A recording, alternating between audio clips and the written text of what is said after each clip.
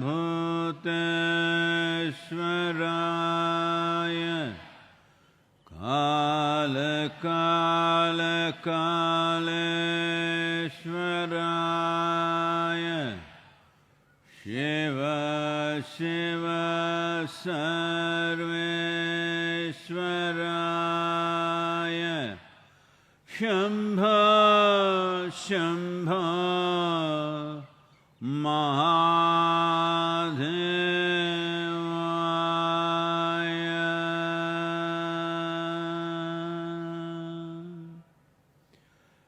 योग योग योगेश्वराय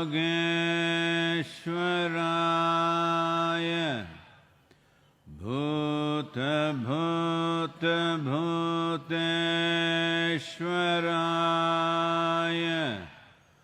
काल काल कालेश्वराय शिव शिव सर्वेश्वराय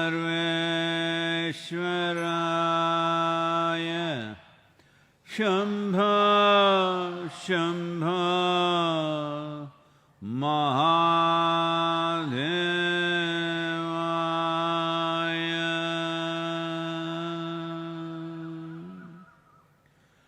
योग योग योगेश्वराय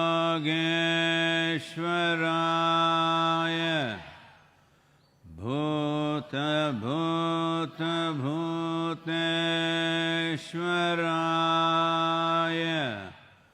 काल काल कालेश्वराय शिव शिव सर्वेश्वराय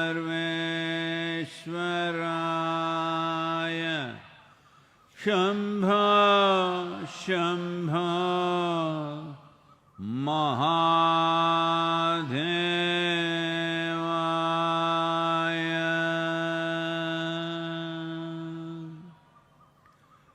योग योग योगेश्वराय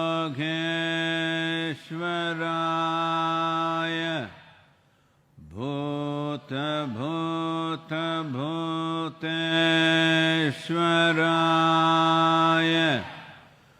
काल काल कालेश्वराय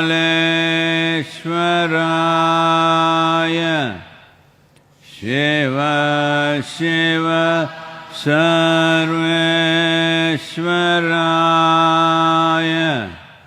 शंभो शंभो महादेवाय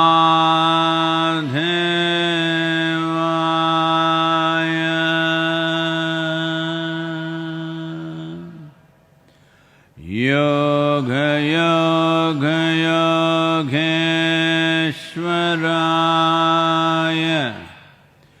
भूत भूत भूतेश्वराय काल काल कालेश्वराय शिव शिव सर्वेश्वराय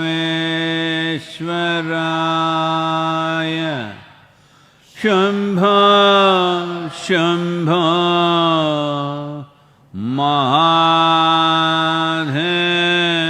महादेवाय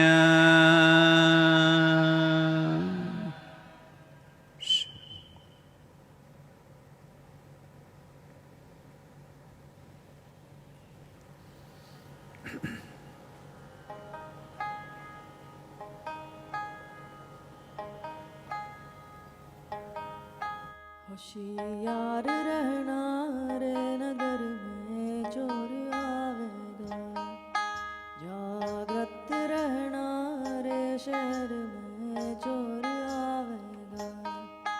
होशियार रहना रे नगर में चोर आवेगा, जागृत रहना रे शहर में चोर आवेगा। ओ चोर आवेगा एक दिन,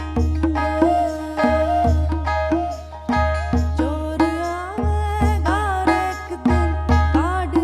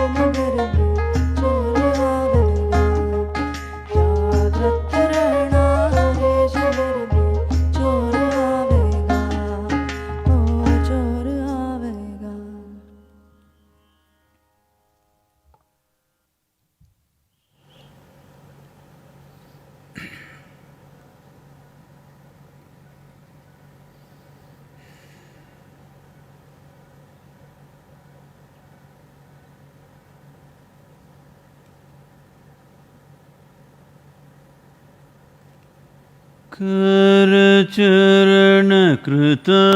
वा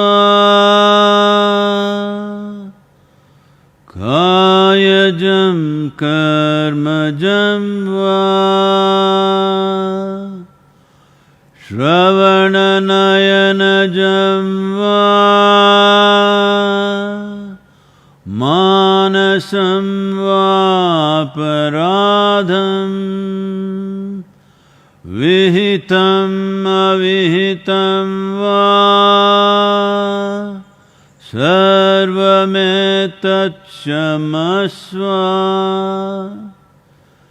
जय जय करुणाब्धे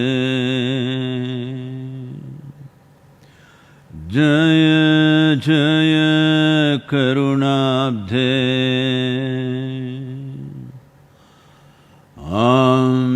Shri Mahadev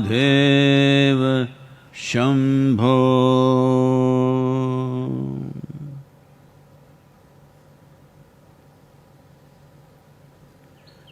Namaskaram, namaskaram everyone.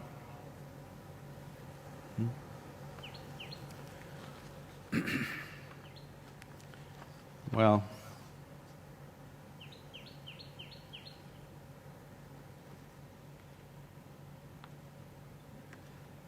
this terrible task of looking at the death toll every day is not a good thing. But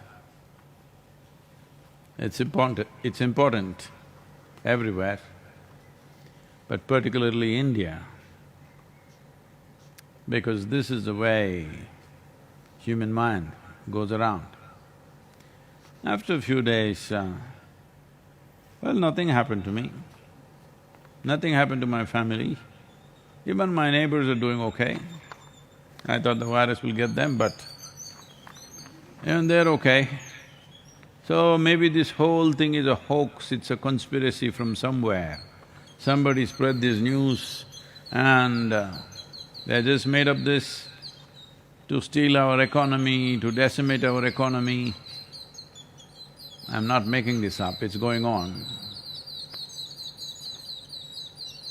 So death toll is a clear sign that nobody is making it up. People are not pretending to die, they're genuinely dying. United States has crossed 52,000 dead. Spain 22 or 23,000, France 23,000, Germany 6,000, UK crossing 20,000, and many other parts of the world, much better but still happening. In India, we have crossed 775, but in India the death toll is dipping significantly. Seeing that the state governments are encouraged, and now as you know in Tamil Nadu, there is a curfew, not a lockdown. Many other states are going into the same mode, more geographically contained, because 50% of India's virus cases come from just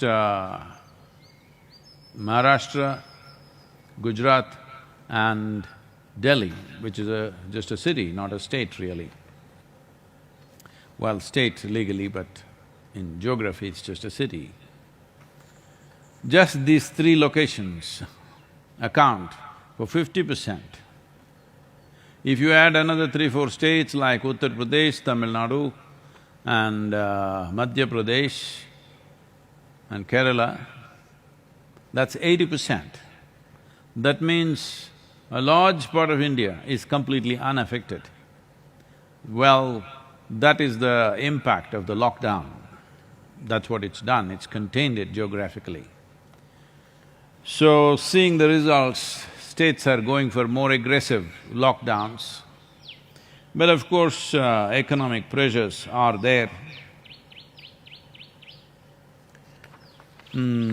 which will make us take certain compromising steps which we must take. But if it comes with absolute discipline from the citizens everywhere in the world, it'll work much, much better, because this is essentially human to human right now. Well, some tigers have got it, I'm sure. You're not planning to go and hug the tiger, so it's okay. 2 lions and a tiger in the American zoos have got virus. There's a few cases of pet cats and dogs getting it, but it's been found that in the animals, it's in a very mild form. But they could still be carriers, but the main culprit is the human being. So how human beings, individual human beings, as societies, as nations, we behave, accordingly we could limit the damage to that extent. Both mortality rates and the economic damage can be contained substantially if all of us behave with some discipline and responsibility. So it's for that reason only I'm reading this death toll every day, because if you don't have sense, at least you may have some fear. Yes, unfortunately if you are sensible, then it would be easy. But if people are not sensible, the next thing is fear. At least out of fear, they will behave sensibly. This is something that always intrigued me. Why is it fear is being held as a virtue?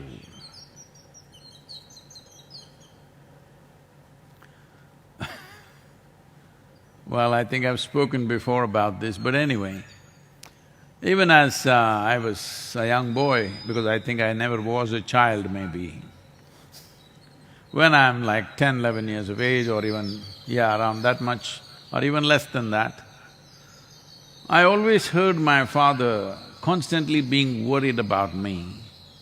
He has no fear in his heart, what will happen to this boy? One day I turned around and asked, when did fear become a virtue? He said, see, I told you he has no fear in his heart. Well, when you look back and see, you will see, unfortunately, most religions in the world, political establishments in the world, and parents and teachers always used fear as the most effective tool to get what they want. Fear of hell, fear of shot to death, fear of punishment, fear of beating, fear of abuse, fear of shame. They used fear as the main tool of their trade, unfortunately including parents. Well, I think it is changing substantially, but still it's the underlying factor of most societies, because people still believe that fear will bring out the best in people. I think that is the most ridiculous and disastrous idea that spread across the world, that fear will bring about the best in people. Fear may control human beings from doing certain things, but fear will not liberate people from anything. Fear entangles a human being so badly and curtails a human being so badly, in many ways crushes a human being to become a small creature just desperate to survive, rather than being a grand being, not behaving like top-of-the-line life on this planet. You are the evolutionary crown of all life upon this planet, not behaving like the peak, behaving like bottom because fear. Fear not just of immediate consequences, but fear that you may suffer somewhere else. Fear of hell has been one of the big factors in controlling and managing people. Well, people are also God-fearing.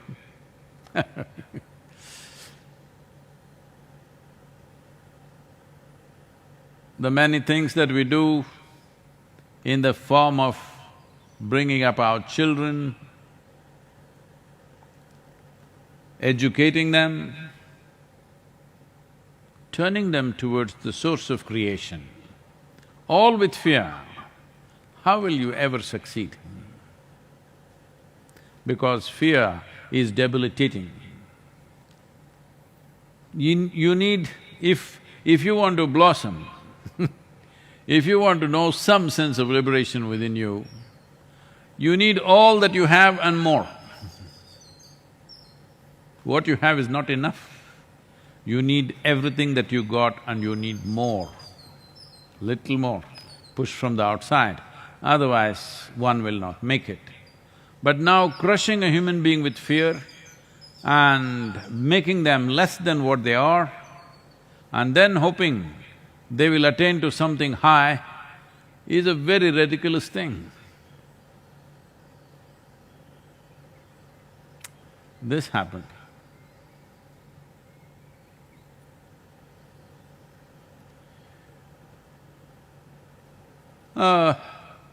A mother is trying to encourage a young boy to drink goat's milk.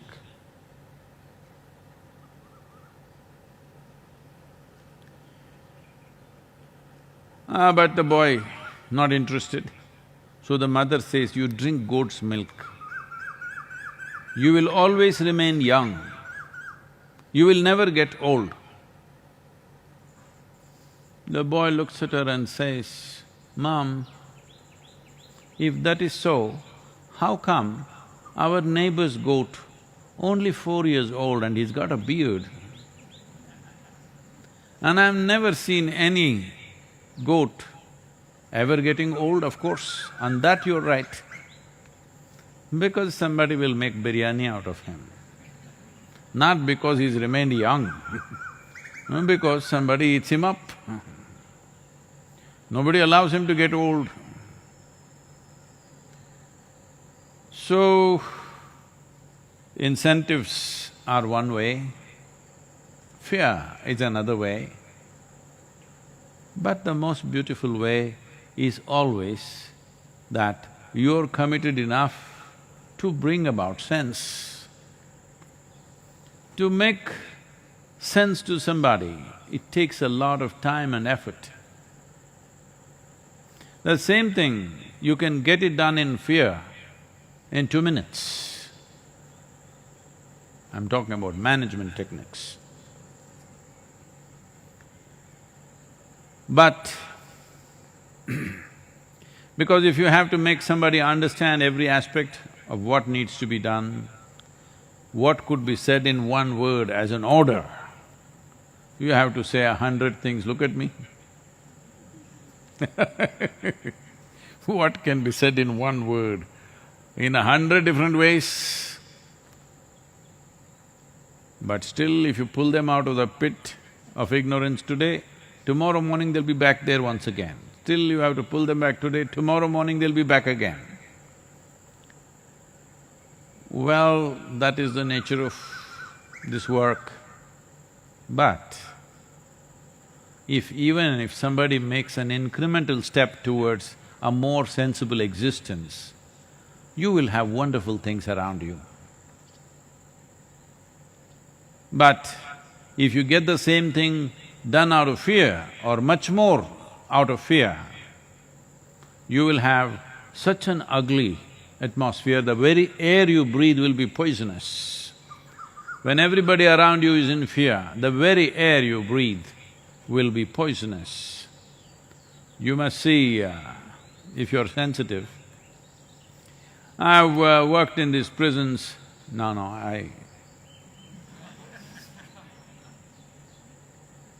I did not get admission. I went there to teach in engineering programs. At one time, full 10 days, I was there in many prisons, both in India and in United States. Well, if you look at the prison, it's pretty well organized. In fact, for a whole lot of people who come from the lower strata of society, they're dressed better than they were dressed outside. They have a better diet, they're eating better, obviously they look more healthy, and all their practices are good, all addictions are out, and everything happens on time, everything on time. And people turn on the lights for you, turn off the lights for you, like Isha Yoga Center, no?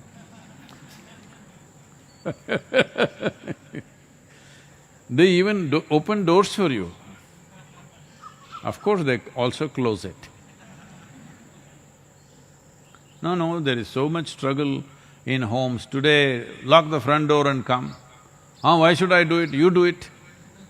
Sir, no such problem. Somebody else does everything for you. In many ways, for people who come from a certain strata of life, physical and material aspects of life are better organized in the prison, in their homes, than in their homes actually. But the suffering is in the air, the pain is in the air.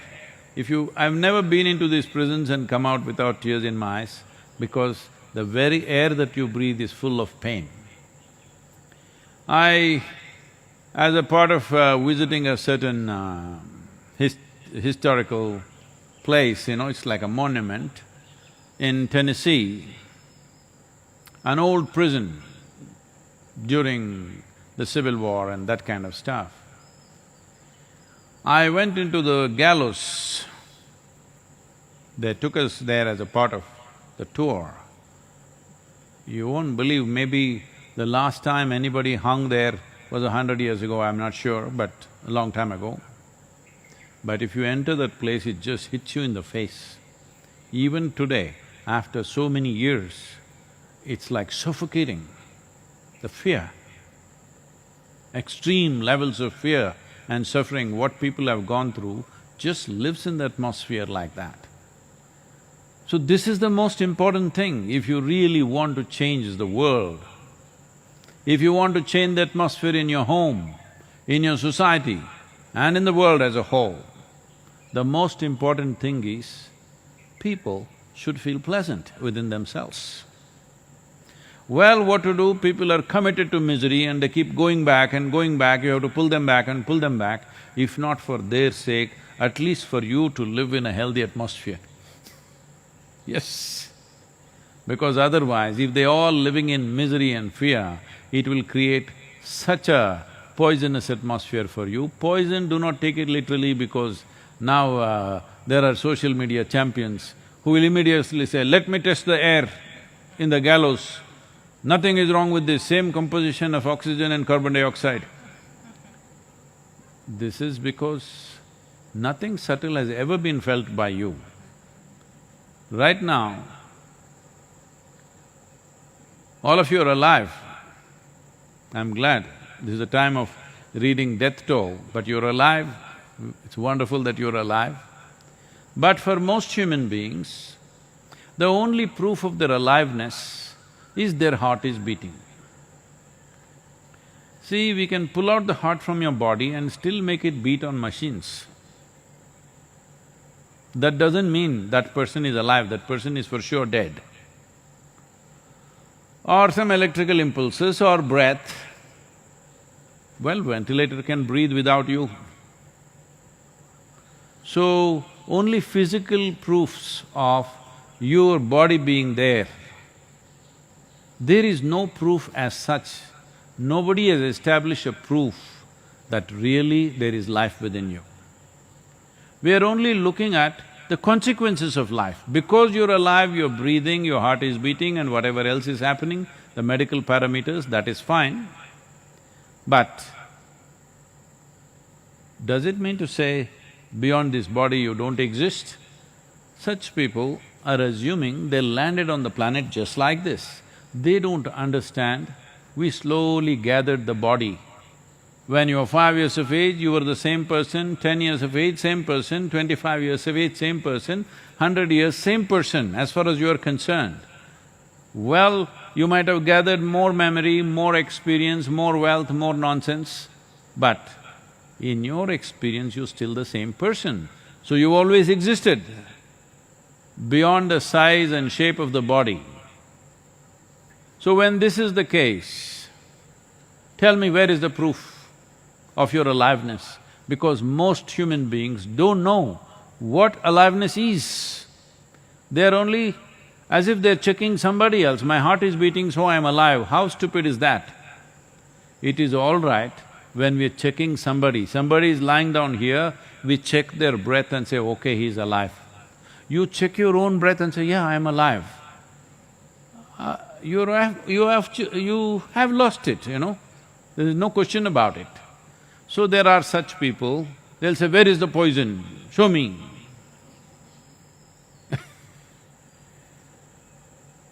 So if I say, if you handle the water in such a certain ways, on the level of molecular level, it turns poisonous. Then they say, okay, I'll give you a sealed bottle, turn it into poison, let me see. Well, there are certain creatures who thrive on poison, we know that. It's not that we don't know that. But you need to understand, life need not be poisoned chemically. You can poison yourself with fear. You can poison yourself with anxiety. You can poison yourself with a wrong thought, wrong emotion. Just a wrong posture can poison you. Yes, just a wrong way of sitting is poisoning you. Otherwise, why do you think for thousands of years we invested in the science of yoga? Well, if you think it's nothing, I want you to understand, it's the only thing. Just look back and see. It is the only thing other than basic survival aspects like eating, sleeping, reproduction and excretion. Apart from these things, the only thing which has lived for 15,000–20,000 years is yoga. Not because of propagation, simply because of its efficacy. So, if you do not understand the nature of your own existence, then you will create all these things. So, this is not about being fearful, this is about becoming sensible, knowing we are mortal, always knowing every moment of our life, virus or no virus, we are still mortal. But with sense, with sensible behavior, with responsible handling of life, we can minimize many possibilities and at the same time enhance various other dimensions of our life. Because right now it's clearly demonstrated around the world, nations which took the responsibility of taking sensible action, mortality is minimum. Nations which arrogantly try to do something, they're paying the price, unfortunately. So it's very important to understand at this point, because the lockdown is coming to an end, at some time it has to come to an end, because no government, no political force can ever keep people under lockdown forever. 6 weeks is a miracle, if you ask me. It's really a miracle. 6 weeks, largely we've been successful, except for a few irresponsible groups, largely we have been successful. Phenomenal achievement, both for the administration and for the people of this country and many other nations too, which are participating in similar process. Not by force, just by, bringing sense to people, telling them, this is it. You have to understand, otherwise you may not exist. So, there is never a old goat. That doesn't mean they stayed young. There is a… when we were training for hang gliding, flying and things like that, there used to be a saying, there are old pilots and bold pilots, there are no old, bold pilots. So this is a time like that. If you're too bold, you will never be old, that's the advantage. Namaskara Sadhguru. Earnest greetings to you. I am Dr. Gayatri from Mumbai. Had this question to ask. Ayodhya and North India as such is a land of the lords. From Lord Ram to Krishna, all have taken birth there and considered so sacred. But still North India is always under conflict. Lot of violence, abuse, addiction cases are more prevalent in that part of nation despite being so holy. Why is it so?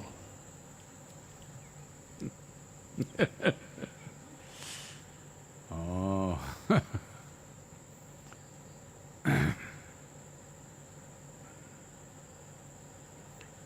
Well, if you look at Rama's life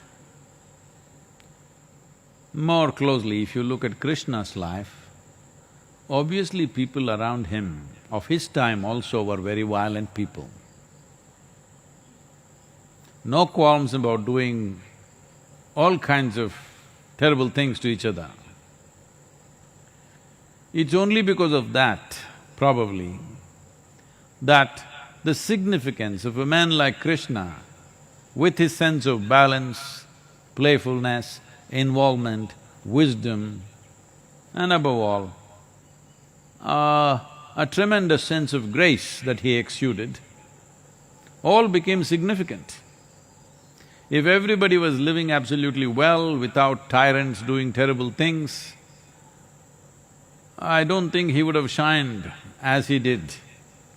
Because of all these terrible people, becomes very significant. See, here the yoga center is full of flowers.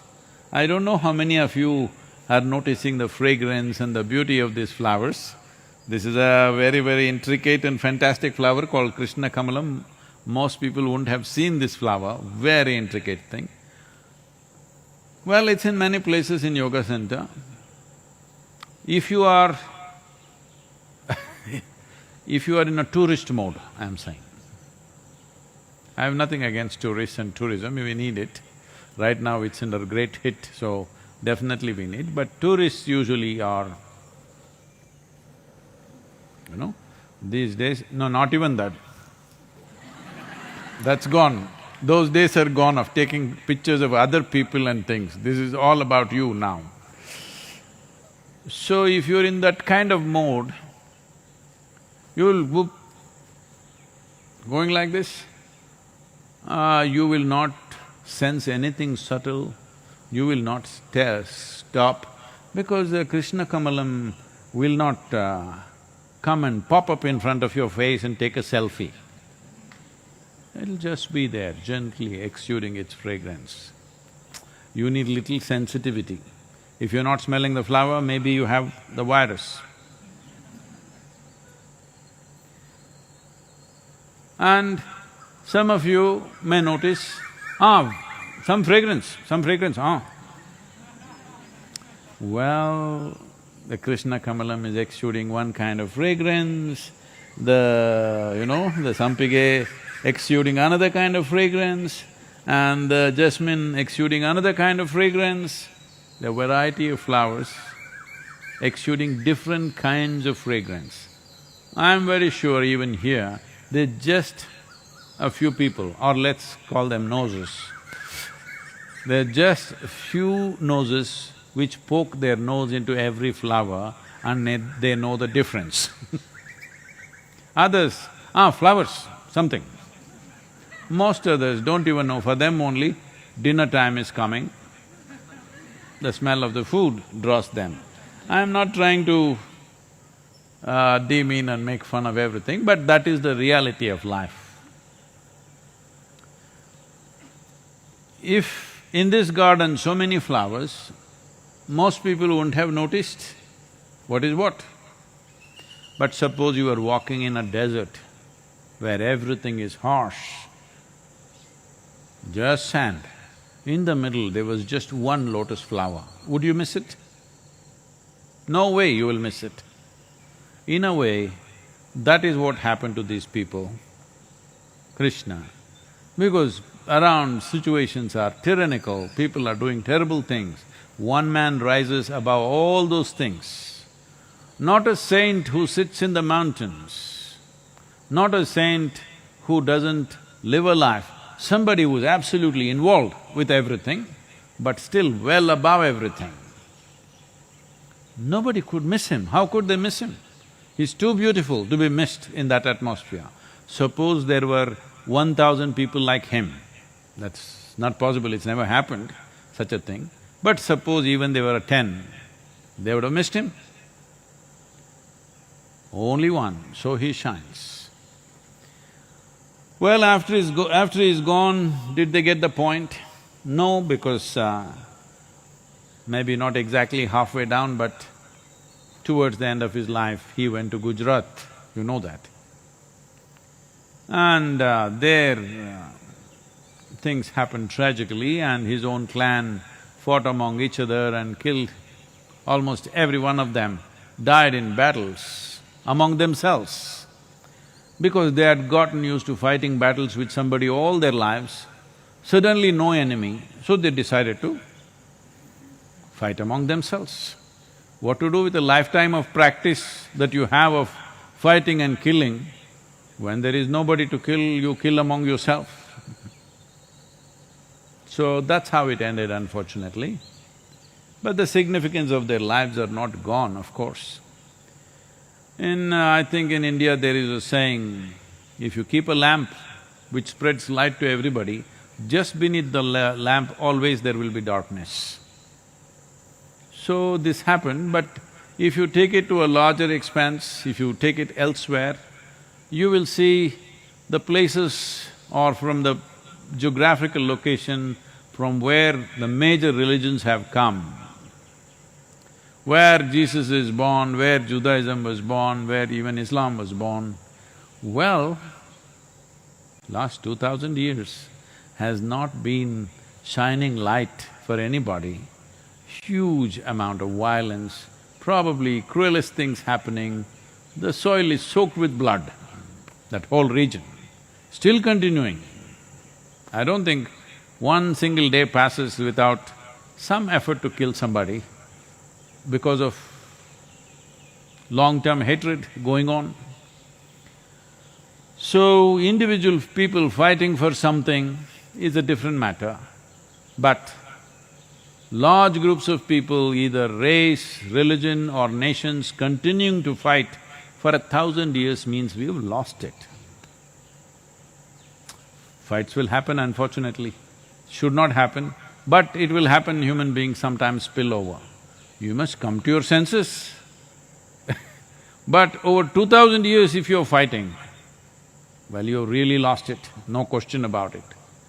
So the same thing, at least the Yadavas and the Uttar Pradesh people are not going to that extent. They've brought the organized fight to individual level of fighting, little improvement. At least they're not fighting clan against clan, they've come down, it's become more economic, more individual, more lack of discipline, those kind of things. Well, we must see, we need to discipline them. Today, somehow, in their land, they have even elected a yogi. Hope he brings some discipline to the land. I think he is trying, whatever. I don't want… this is not a political statement, it's just ironic. A land which has seen so much violence and so much all kinds of things, now chooses a yogi as their chief minister, which is a little tongue-in-cheek for me. But this is not about making a statement about him or the people, but this is how the world has been. Especially wherever a shining light came, around that, people didn't get it. Far away people got it. Close by, people didn't get it. Because they're little blinded by that light, they can't see a thing. People who far away could see the value of who those people are. But those who are close by generally miss the point. Need not be so in future, but that has been the general history of human beings, that when something is close up, they miss it.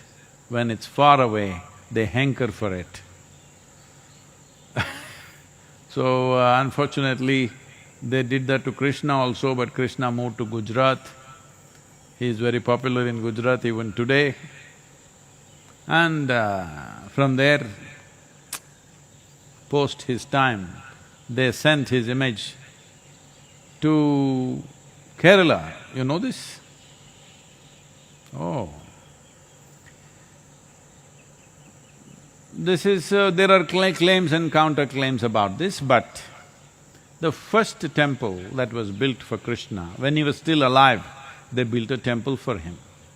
So when things went wrong and battles happened and this temple could be destroyed, then it is said Vyasa took the idol that was in the temple because he didn't want it to be destroyed, and took a sailboat and sailed down the coast to Kerala.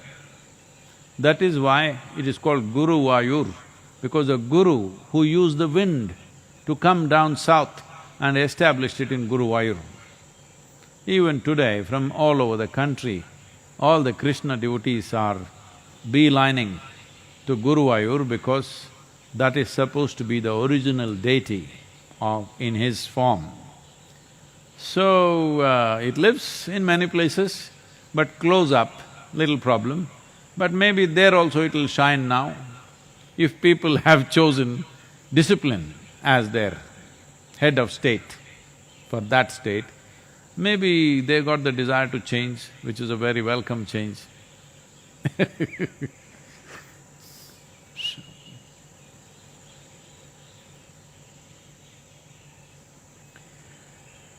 Yoga Yoga Yogeshwaraya Bhuta Bhuta Bhuteshwaraya Kala Kala Kaleshwaraya Shiva Shiva Sureshwaraya Shambha Shambha Maha